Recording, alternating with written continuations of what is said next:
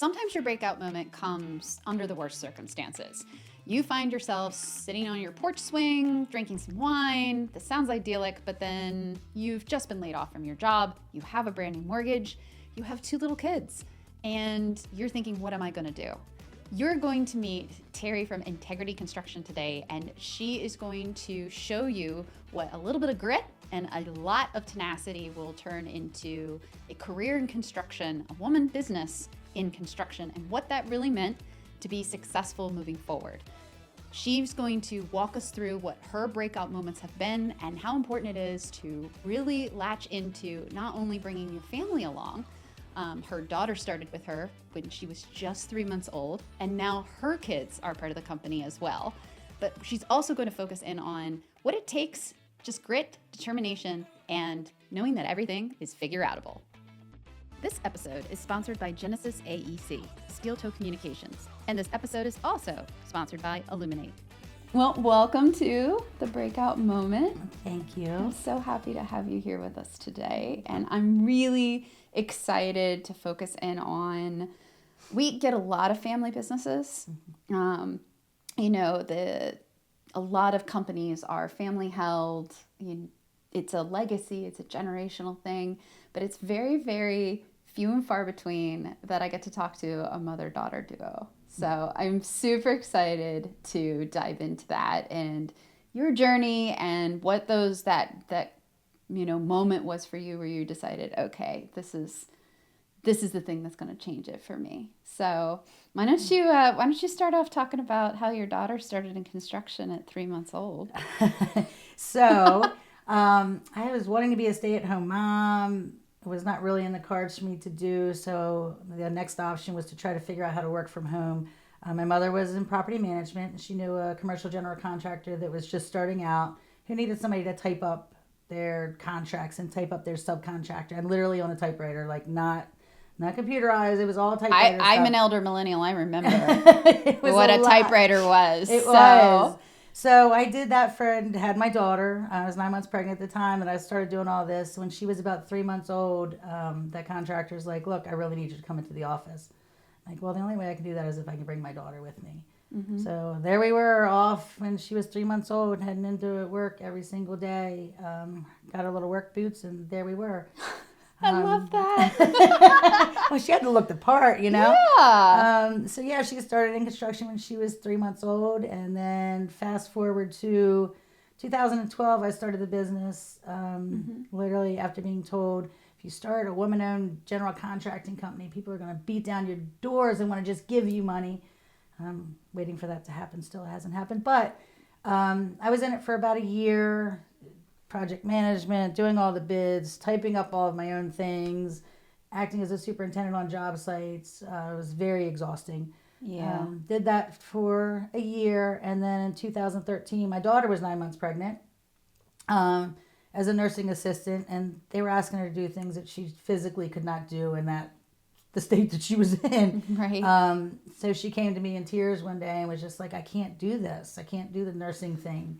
Wow. And I'm like, well, I could use help. So she started with me in 2013 and is now risen to vice president, is well-versed in construction, and is just killing it.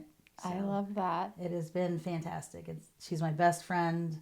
And it's cool to be able to hang out with her, not only in the business, but, we hang out after work. We do everything together. So that's amazing. It's been wonderful. So it sounds like you guys have these not just an amazing business relationship, but a strong mother-daughter relationship. So when you guys, go off on vacation or, go, it's like, do you still talk business, or do you have good boundaries around that? We have actually, I don't know how we do it, and I don't know that there's a rhyme or reason to how it works.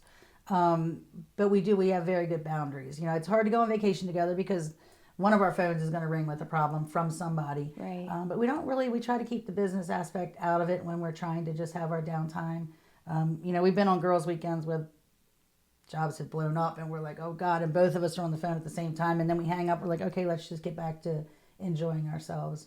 But the phones are always on. It's not like you ever get a true break in business. But you take it when you can and you leave it at work when you can. Well, and it sounds like you figured out what that balance looks like for both of you, right? So we say balance. I think that's kind of like a charged word. Right. There is no balance. Right. Let's myth bust that right away. There's no such thing as balance. But what it comes down to, I think, too, is what you want, right? And if you enjoy what you do, and it sounds like, you can see the passion, you do, and she does, it doesn't feel like work. You're not living for the weekend, right, so to speak, right? No, that's actually we are both very passionate about what we do, and I think that does help. So, even if something does blow up while we're on vacation, we're like, okay, we're able to put that aside and get back to, whatever else we were doing at the time. So that's a good way of putting it. I think the passion, and if you love, if you love what you do, you'll never work a day in your life. Right. One of those things. I mean, it's a little bit BS-y, but it's kind of true. It's kind of true, though. It is kind of true. It's kind of true. If anyone's ever worked in a job that they truly did not enjoy, it has such a detrimental effect on your well-being, your health, etc. So I think sometimes especially if you have friends that are, not entrepreneurs, don't own businesses, right. people you associate with, they don't really understand us because they're like, you're working all the time. That's like, it's work, but it's not. Right. I love what I do. And so it's a different mentality. Right. And a different way of approaching it. And I agree. think that's 1,000%. important. So now your daughter's a mom. Yes, of three boys. 3 boys, yes. Okay. And she's able to bring to the office. Okay, so you're continuing the tradition. Yes, absolutely. My oldest grandson, who's going to be 13 in July, is just a number. Yeah, it's just a number. But in teenage boys, I'm a little nervous. But he's still really cool, really sweet. He's great.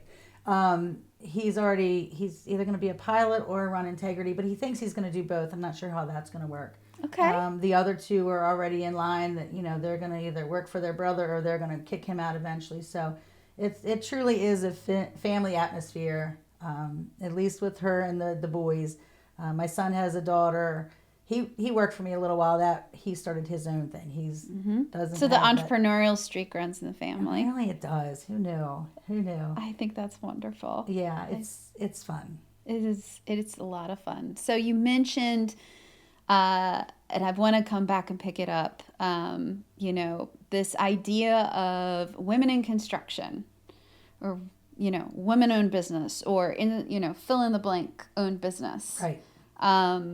That's something that was brought up to me 13 plus years ago when I started as well, even though I feel the practice of, we started out as marketing, we've also now moved into revenue operations, is a little bit more, shall we say, female oriented, especially on the marketing side. It's a little bit different, right. But it was still brought up to me. Right. And it was just something that I did not really pursue. I didn't really see it as a differentiating angle.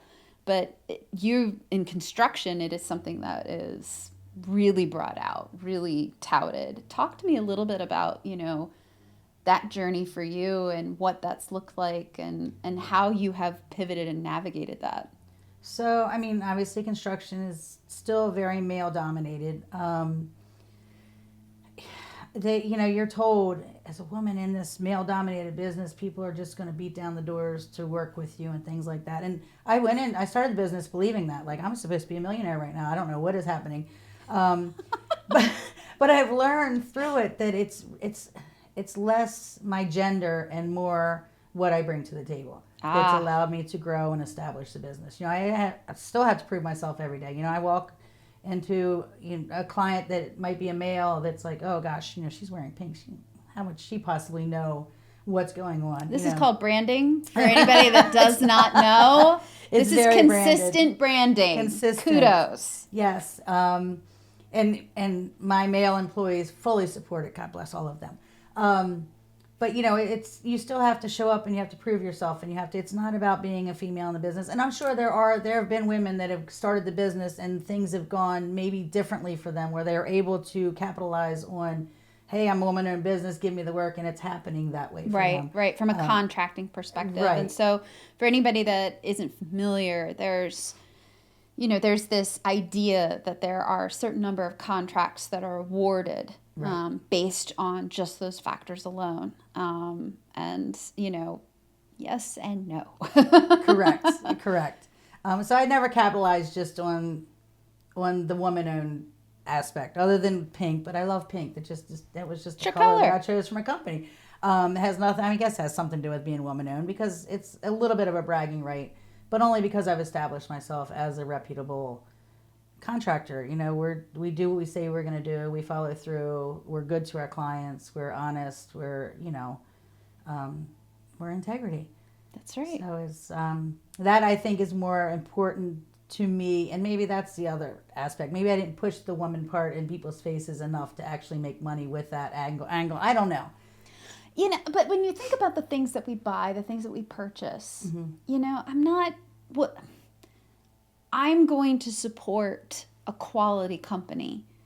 I'm not going to support a company that doesn't have a quality to them just based on a certain characteristic, just to check a box. Yeah. I mean, if it checks both boxes, amazing. Right? We vote with our wallets. Right. In business, personally, of course. But you wouldn't just simply say, well, I'm only going to buy from you just because you're a woman or, you're purple or whatever. Or you drive this kind of car. We make micro judgments all the time. Right. But I think the thing that people need to hear is you gotta do the work. You gotta pull through. Right. It's not just about checking a box. Right. Which I think is a hard lesson to learn sometimes. When you're sold in the beginning, cash is just going to be falling from the sky. Right, exactly. Yeah, so we'll just solve that for everybody in this episode. That's never going to happen. It does not happen that way. No, I sat back and waited, and it did not. It did not. I lied. I didn't sit back and wait, but I did promote that angle of hitting all of the things. I got my minority MBE and DBE through the state of Maryland. Started going to these pre-bid meetings. I know that there's an avenue there for revenue. I wasn't, able to discover it. There was 25 other general contractors there that, all had their minority status. And I'm like, well, how are you going to make money doing this? So I stepped outside of that. It's no longer unique. It's like when you fly now. I just got back from a trip, and the line for pre-check was longer than the general line for security. And I'm like, hold on a second. I spent money and did a whole bunch of things so that I could go faster. Right. And now everybody has it's no longer special. Exactly. Right? Yep. And I think that really does come down to the point. 1,000%. So you mentioned that there was a moment before you started the company that you thought, maybe I'll be an artist. Talk to me a little bit about that and how you pull that maybe now into, something that's looked at as being very, square, bricks and sticks. Right. So I was laid off from a position that I had been with the company for 10 years. I had just bought a house. I had left my ex-husband. At this point, I had 2 young children. Sitting on my porch swing on my new house that I had no idea how I was going to afford without a job, going, maybe I should just be an artist. And then it occurred to me I have no artistic ability, so that wasn't going to work. And right about that time, I had a subcontract that I worked with previously call and say, hey, I know this company who is looking for a project manager. Are you interested? I'm like, well, I already started this construction thing now, so I might as well pursue it.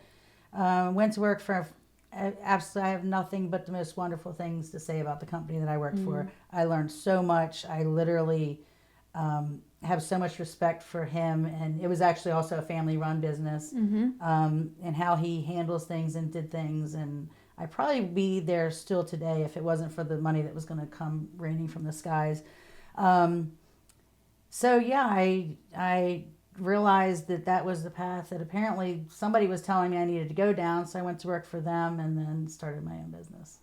Artist thing wasn't going to happen. Yeah, but You Takes know, talent. It does. I sometimes spend a lot of time trying to convince people who say that they aren't artistic that you actually, what you do is very creative.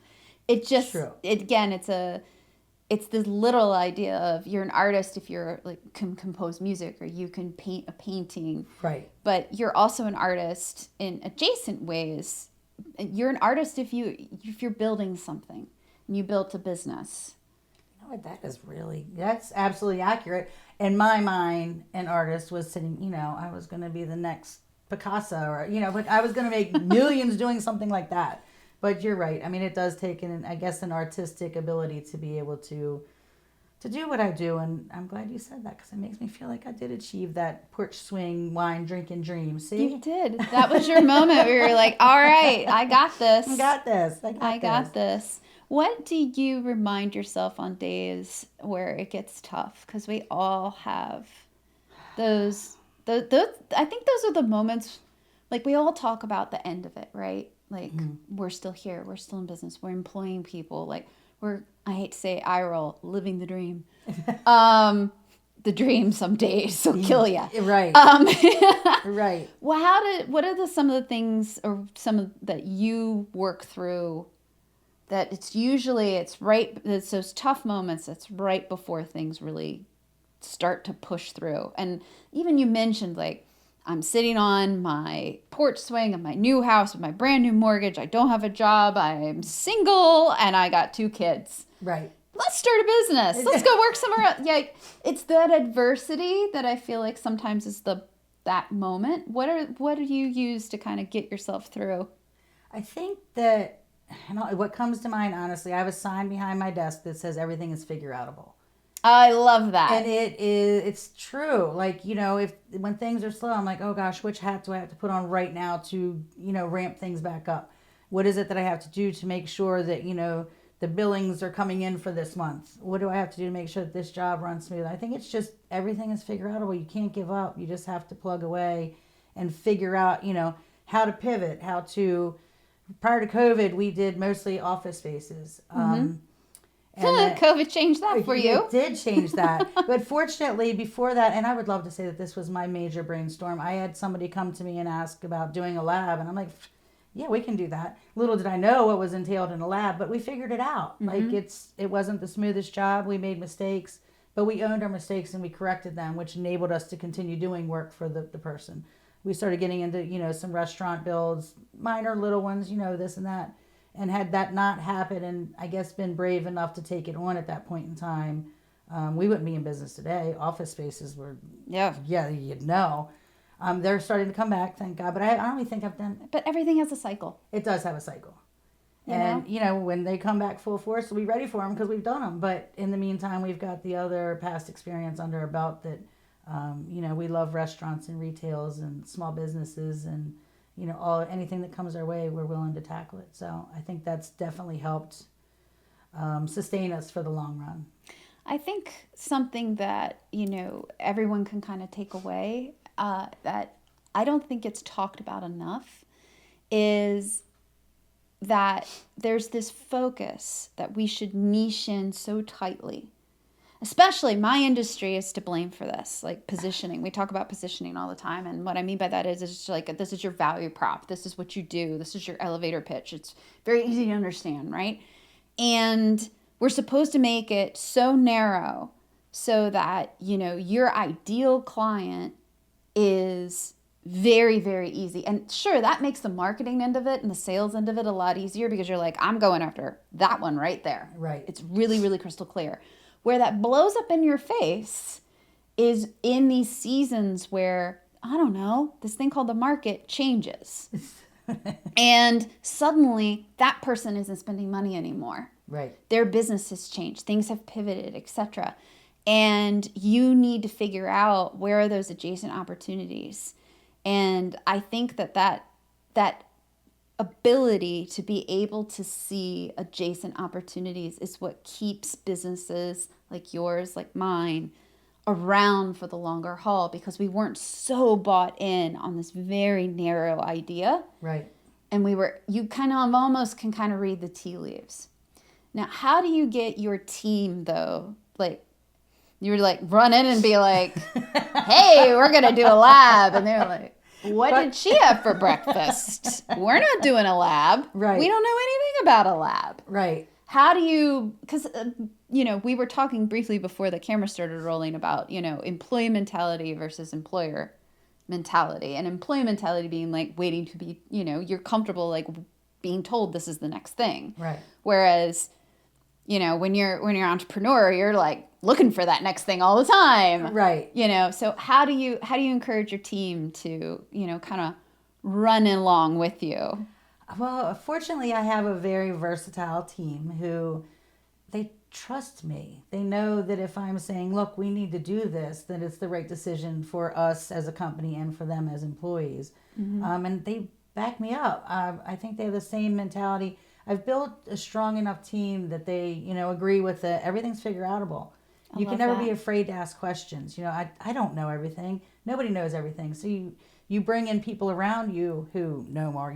For the lab, I hired some subcontractors who knew what they were doing. The lab. I brought in, the best of the best that I had and asked all the questions in the world. Like, wait, how does this work? What are we supposed to do here? These kind of things that enabled us to do it. And I think just building a team that can see your vision and participate in it is extremely helpful to scaling. I agree with you on that. Being able to articulate that vision. Right. Sometimes I don't have it. I think the other thing too, just being clear, like I don't have it all figured out. I'm never going to have it all figured out. Right. Right. We're going to wing it. It's going to be fun. Right. We're going to order pizza. Exactly. We're going to make mistakes. I mentioned here in the office many, many times, we don't do heart surgery. Just keep that in mind. No one's going to die. I use that a lot. It's everything's, to your point, everything is figure-outable. And you know what? So what if you make a mistake? We made a mistake. That means I learned something. Exactly. Exactly. If you don't make mistakes, you're not learning. That's for sure. Boy, have I learned a lot through the years. We've made a lot of mistakes. Yeah. I think it's just part of it. You have to be brave enough to make the mistakes, though. Yes, you do. It's failure brings out good results in the end sometimes. So I don't know if failure is the right word. Mistakes bring out good results in the end. Failure's a wonderful teacher. It definitely will teach you lots of things. Absolutely. Well, thank you so much for being here today. Thank you. I really enjoyed it, and maybe we'll have a follow up and get the side from your daughter. Oh my God, she would hate me for doing that, but she would definitely be down. All right. Well, we'll see if we can do it. All right. All right. Thanks so much. Thank you. We'll see you next time. This episode is sponsored by Genesis AEC. Genesis AEC, where science meets the built environment. As an ENR number 5 ranked firm, we provide a single point of accountability for life sciences and advanced manufacturing. We integrate architecture, engineering, and construction with specialized CQV, asset management, and sustainability to deliver high-performance facilities nationwide. This episode is also sponsored by Steel Toe Communications. Steel Toe Communications builds marketing from the field up, using real projects, real crews, and real results. They help construction owners attract the right people, tighten up their messaging, and build long-term trust with marketing that reflects how their company actually operates, not something pulled from a template. And this episode is also sponsored by Illuminate. Illuminate empowers businesses with AI-driven marketing, revenue operations, and CRM implementation and training to drive sales growth and strengthen customer engagement. If your business is navigating the messy middle and you're ready to grow with purpose, with a partner that understands B2B business marketing and operations, visit illuminate.com to connect.